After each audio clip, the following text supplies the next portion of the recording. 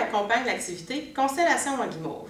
Pour faire cette activité, vous avez besoin de la pâte à modeler, environ cette quantité par équipe, d'une règle pour mesurer la longueur des spaghettis, 5 petites guimauves par équipe, 5 spaghettis par équipe aussi.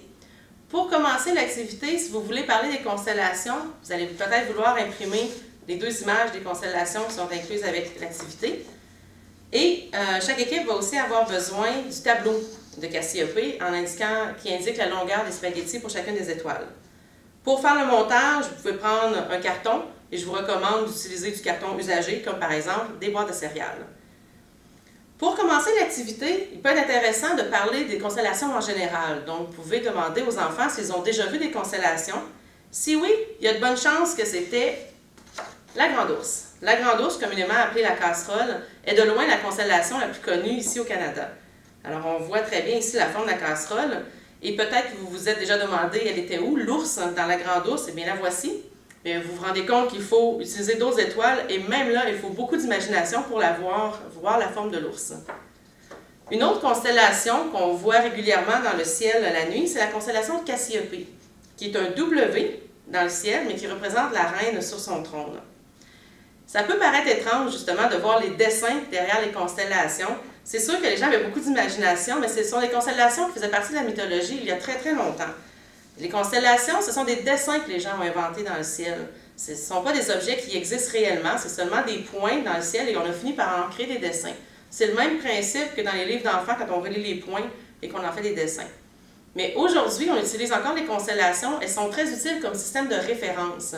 Alors, pour apprendre le ciel, par exemple, pour savoir où pointer un télescope, c'est très utile de reconnaître les différents dessins et comme ça, on se retrouve dans le ciel. Maintenant, on utilise 88 constellations dans tout le ciel de l'hémisphère nord et de l'hémisphère sud. Pour l'activité aujourd'hui, on va utiliser la constellation de Cassiope. Alors, ce qu'on va faire, c'est qu'on va modéliser cette constellation-là en 3 dimensions. Vu de la Terre, on a souvent l'impression que les points qui représentent, en fait les étoiles qui représentent la constellation, on a souvent l'impression qu'elles sont toujours à la même distance de nous. Mais en fait, il y en a qui sont beaucoup plus éloignés de nous et d'autres qui sont beaucoup plus près. Alors, c'est ce qu'on va faire avec notre modèle. On va commencer par prendre la pâte à modeler, s'en faire 5 morceaux, la grosseur d'un raisin environ, et on les met sur notre carton. On va les mettre selon la forme du W de Cassiope. Ça n'a pas besoin d'être parfait comme W. On les place à peu près.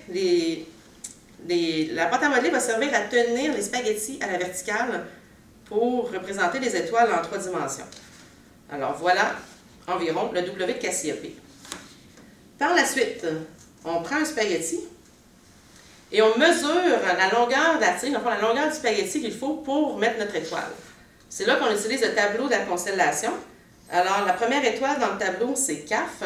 Et CAF est ici. Elle doit être j'ai besoin d'un spaghetti de 23 cm.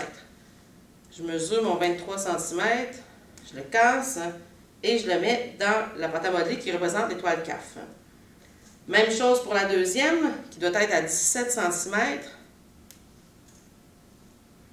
Je la mets ici et voilà.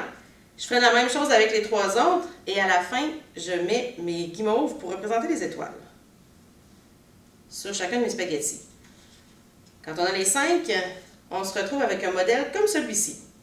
Alors, ça peut paraître étrange quand on regarde de côté, mais il faut imaginer que la Terre serait sur le dessus. Alors, de la Terre, on a une perspective comme ça, et si vos spaghettis tiennent droit, vous allez voir le W de la constellation.